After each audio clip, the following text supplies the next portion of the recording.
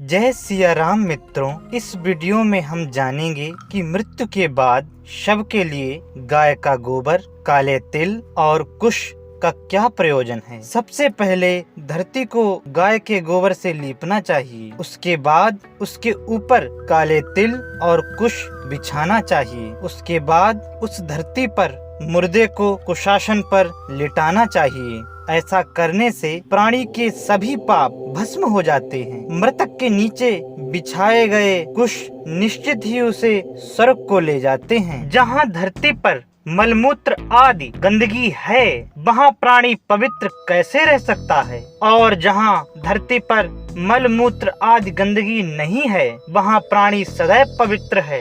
जहाँ धरती पर गंदगी है, वहाँ उस धरती को गाय के गोबर से लीपना चाहिए। गाय के गोबर से लीपने से धरती शुद्ध हो जाती है। बिना गोबर से लीपे धरती पर मृतक को लिटाने से मृतक में यक्ष, पिशाच और राक्षस आदि नकारात्मक ऊर्जाएं प्रवेश कर जाती हैं।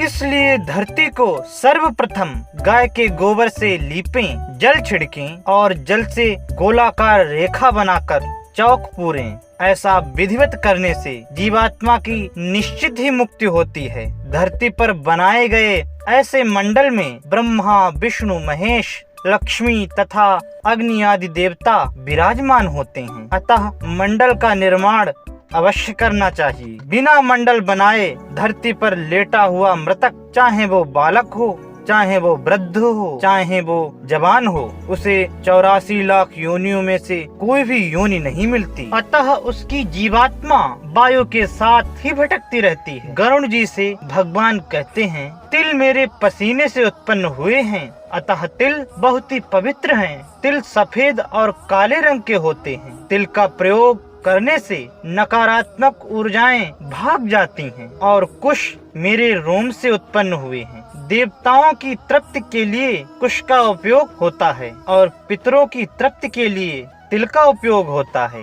दर्भमूले स्थितो ब्रह्मा मध्ये देवो जनार्दनः दर्भाग्रे शंकरम विद्या त्रयो देवा कुशे स्मृता।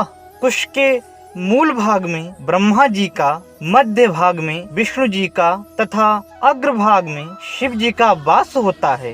विप्रा मंत्रा कुशा बहग्निस तुलसी च खगेश्वर नैते निर्माल्यताम यान्ति क्रियमाणाः पुनः पुनः। ब्राह्मण, मंत्र, कुश, अग्नि और तुलसी, इनका बार बार उपयोग से भी ये बेकार नहीं होते।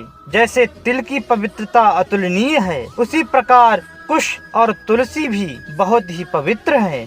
ये तीनों पदार्थ पापी मनुष्य की भी दुर्गति होने से उबार लेते हैं। तुलसी मृतक के मुख में डाली जाती है। दोनों हाथों से कुश उखाड़ना चाहिए और उसे पृथ्वी पर रखकर उस पर जल छिड़कना चाहिए और वो कुश मृतक के दोनों हाथों में रखना चाहिए। जिसके हाथों में कुशाएं हैं, भले ही उसकी क्रिया विधि पूर्वक न की गई हो, फिर भी वो वैकुंठ को जाता है। इस घोर कलिकाल में सभी मनुष्य पापी हो गए हैं। वे सोते, जागते, बोलते, चलते, खाते, पीते बस पापी करते हैं और मरने के बाद वे अपने पापों को भोगने के लिए भयानक नरकों में जाते हैं, जिन्हें अगर कोई देख ले तो उसका मलमूत्र निकल जाए। इसलिए गरुड़ पुराण में बताई गई विधि के द्वारा धरती को गाय के गोबर से लीपकर, जल छिड़ककर, जल से लकीर बनाकर, चौक पूरकर, तिल और कुश बिछाकर, मृतक को लिटाकर, मृतक के मुख में तुलसी डालकर अग्नि में दाह करने से भले ही वह प्राणी जीवन भर पापी क्यों न रहा हो, उसके सभी पापों का नाश हो जाता है और वो इस जन्म मरण के चक्कर से छूटकर वैकुंठ लोक को चला जाता है। अगर आपको मेरी ये प्रस्तुति पसंद आती है तो प्रस्तुति को लाइक करें, सब्सक्राइब करें मेरे चैनल को, ताकि ऐसे ही धर्म ग्रंथों से प्रमाणित भक्ति और ज्ञानपूर्ण प्रस्तुतियाँ आपको मिलती रहें। जय श्री राम।